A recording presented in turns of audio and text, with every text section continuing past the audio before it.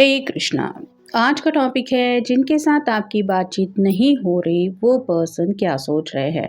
तो क्या चल रहा है उनके दिलो दिमाग में, ये जानने की कोशिश करेंगे आज के रीडिंग से। आज एक ही डेक लेने वाले हैं हम, उसमें से ही देखेंगे मैसेजेस। शुरुआत करेंगे कार्ड शफल करके। जैसा कि ये एक जनरल कलेक्टिव रीडिंग है, इसलिए हो सकता है कुछ बातें आपके साथ रेजोनेट करे या फिर पूरा रीडिंग, इट डिपेंड्स। रीडिंग अगर आपको पसंद आता है तो आप चैनल को लाइक कर सकते हैं, शेयर कर सकते हैं और सब्सक्राइब तो कर ही सकते हैं।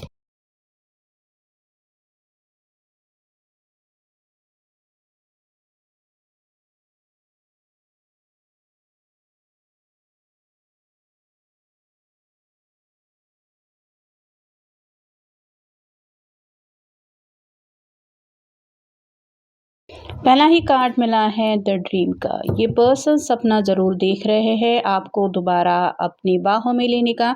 जैसे ये आंखें खोल के ये सपना देख रही है, मतलब डे ड्रीमिंग तो चल रहा है। अगर पहले कभी कई बार ऐसा इंसिडेंस हो चुका है तो ये उन्हीं पलों में खोए हैं कि काश ये सपना नहीं हकीकत होता तो इनके दिल को और ज़्यादा सुकून मिलता। तो आपको पाने का ख्याल ज़रूर इनके मन में है।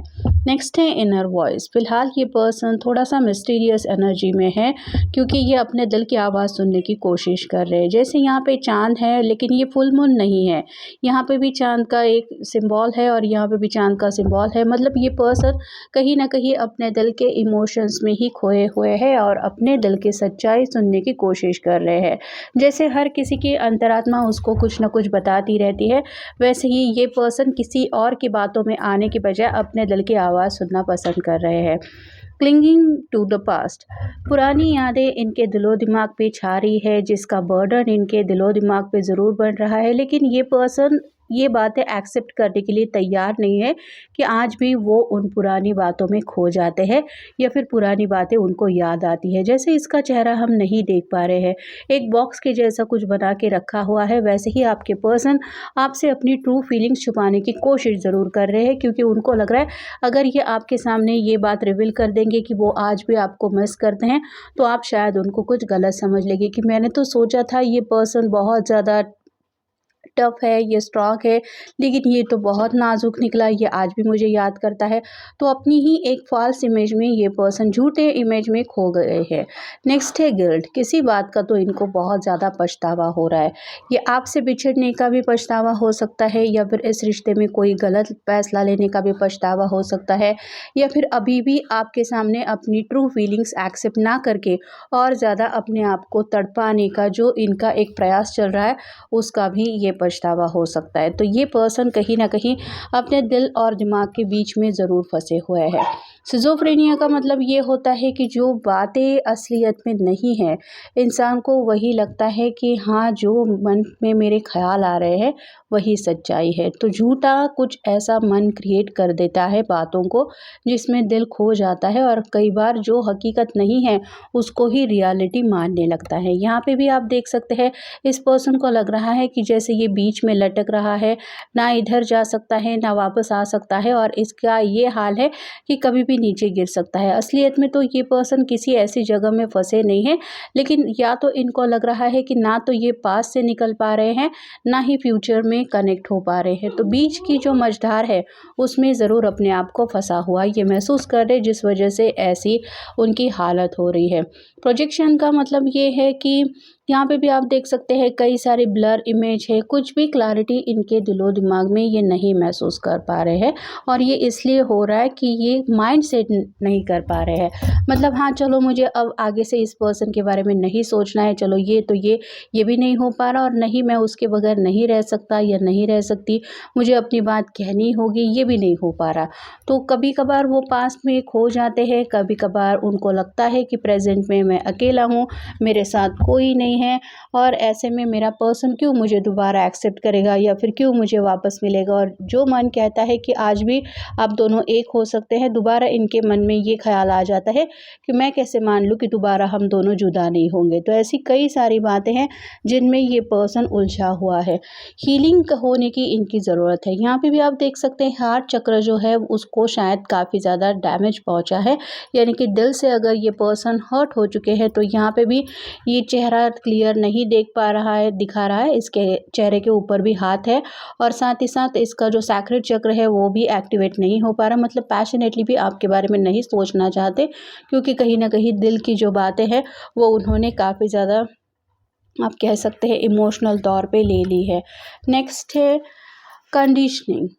यहाँ पे उनको लग रहा है कि किसी ऐसी चीज़ में ये फंस गए हैं, जैसे ये शेर है और इसको कहीं पे किसी ने बांध के रखा है, जकड़ के रखा है और ये आगे नहीं बढ़ सकता। इसके इर्द गिर्द कई सारे छोटे छोटे मेमने दिखाई दे रहे हैं, लेकिन जैसे ये उसकी सोच है कि मैं आगे नहीं बढ़ सकता और इन्होंने ही ज़रूर कुछ किया है, वैसे ही आप कह सकते हैं आपके पर्सन भी जो है वो हालात में काफ़ी ज़्यादा फंसा हुआ महसूस कर रहे हैं और कहीं ना कहीं उनको ये एहसास हो रहा है कि शायद उनकी अच्छाई का सब लोग फ़ायदा उठा रहे हैं या फिर कहीं से भी कुछ भी हो सकता है, लोग इनको ही फंसा के अपनी ज़िंदगी जी रहे हैं।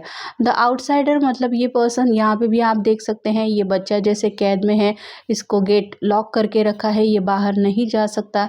यहाँ पे चढ़ने की कोशिश तो कर सकता है, लेकिन ये जो गेट का डिज़ाइन है वो उसको चोट पहुँचा सकता है। वैसे ही आपके पर्सन को लगता है कि किसी वजह से तो ये ऐसी जगह पे फंस गए हैं जहाँ से निकलने का कोई रास्ता ही नहीं है, मतलब कैद में, अपने ही इमोशंस के कैद में ये फंसे हुए हैं।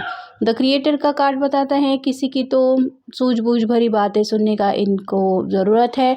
अगर कोई इनको सच्चे दिल से समझाए, जैसे आप कह सकते हैं घर वाले भी कई बार ये लोग रोल प्ले करते हैं कि अपने कुछ प्यारे से बातों के ज़रिए उस पर्सन का दिल जो अगर घायल हो चुका है तो इसको हील करने में हेल्प करते हैं, सपोर्ट करते हैं कि डोंट वरी, कोई बात नहीं, ऐसा होता है ज़िंदगी में, यूँ बातें होती है, वैसा होता है। तो इस पर्सन को भी किसी न किसी की सूझबूझ की बातें सुनने की ज़रूरत है, जो शायद ये नहीं कर रहे हैं। ऑर्डिनरीनेस का कार्ड ये बताता है कि बाहर थोड़ा सा आउटिंग करने की इनको ज़रूरत है। अगर कैद में फंसा हुआ महसूस कर रहे हैं, मतलब आइसोलेशन मोड अगर काफ़ी ज़्यादा चल रहा है, थोड़ा सा नेचर में अगर ये टाइम बिताएंगे तो शायद इनकी हीलिंग जल्दी हो जाएगी। लेकिन जैसे आपको पता ही है, जब किसी को हार्ट ब्रेक जैसी एनर्जी महसूस होती है, उसका कहीं बाहर घूमने फिरने का मन नहीं होता, उसको ऐसा लगता है बस अपने कमरे में बैठे रहो, ना किसी से बात करनी है, ना कहीं घूमना फिरना है। कोई अगर पूछे भी चलो बाहर मिलते हैं, तो पर्सन का जवाब यही होता है, नहीं कुछ ठीक नहीं लग रहा, आज तबीयत ठीक नहीं है, बाद में चलेंगे। तो वैसी ही हालत इनकी भी है।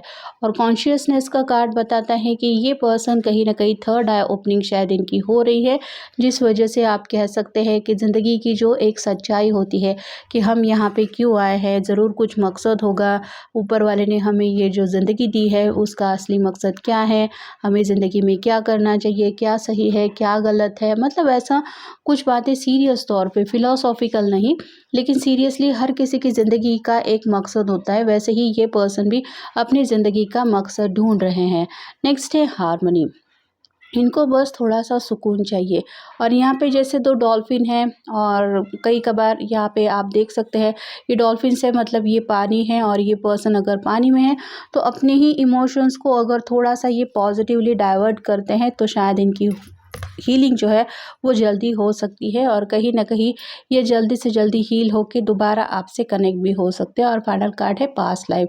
ज़रूर मैंने पिछले कुछ जन्म में कुछ ऐसा बुरा किया होगा जिस वजह से इस जन्म में मेरे साथ ऐसा सब कुछ हो रहा है, अभी भी मुझे आगे बढ़ने का रास्ता नहीं मिल रहा, लोग मुझे ही परेशान कर रहे हैं, ये ज़रूर मेरे ही कर्मा हो गए। ऐसी कई सारी बातें हैं जो उनको पिछले कई सारे जन्मों से जोड़ रही है और ये पर्सन इसी बात में उलझे है कि ऐसा कौन सा गुनाह किया होगा मैंने जिसकी वजह से मैं इस जन्म में बिल्कुल भी चैन सुकून से नहीं रह पा रहा या नहीं रह पा रही, मुझे ज़िंदगी की छोटी छोटी खुशियाँ भी नहीं मिल पा रही है। तो अपनी ही ज़िंदगी की परेशानियों में ये पर्सन उलझे हुए हैं जिस वजह से इनको कोई जवाब नहीं मिल रहा। एनीवेज ये था आज का रीडिंग, जनरल रीडिंग है, आपके साथ जितना रेजोनेट हो उतना ले लीजिए। मिलेंगे नेक्स्ट रीडिंग में।